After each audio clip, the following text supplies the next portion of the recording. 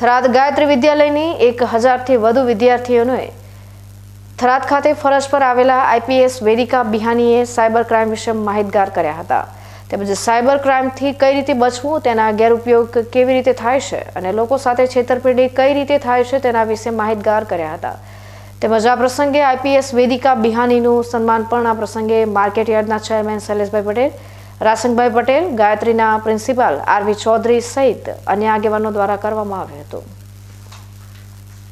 તેમજ તમામ વિદ્યાર્થીનીઓને આઈપીએસ બિહાનીને શાંતિથી સાંભળ્યા હતા। સાયબર ક્રાઇમ શું છે અને તેનાથી કઈ રીતે બચી શકાય તે વિશેની જરૂરી માહિતી આપવામાં આવી હતી, જેમાં મોબાઈલ, કોમ્પ્યુટર, લેપટોપ, ટેબ્લેટ દ્વારા ઇન્ટરનેટના માધ્યમ વડે કોઈ પણ પ્રકારની લાલચ, છેતરપિંડી, ધાકધમકી, નાણાકીય ફ્રોડ, અપમાનજનક ભાષાનો પ્રયોગ, પાસવર્ડ કે અન્ય ડિજિટલ ડેટાની ચોરી કરવી જેવા ગુના એટલે સાયબર ક્રાઇમ કહેવાય છે।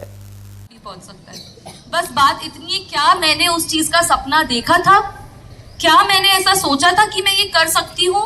क्या मैंने खुद को उस लायक समझा था कि मैं कर सकती हूँ? जब आप ही खुद को उस चीज का मौका नहीं दोगे तो समाज भी आपको उस चीज का मौका नहीं देगा।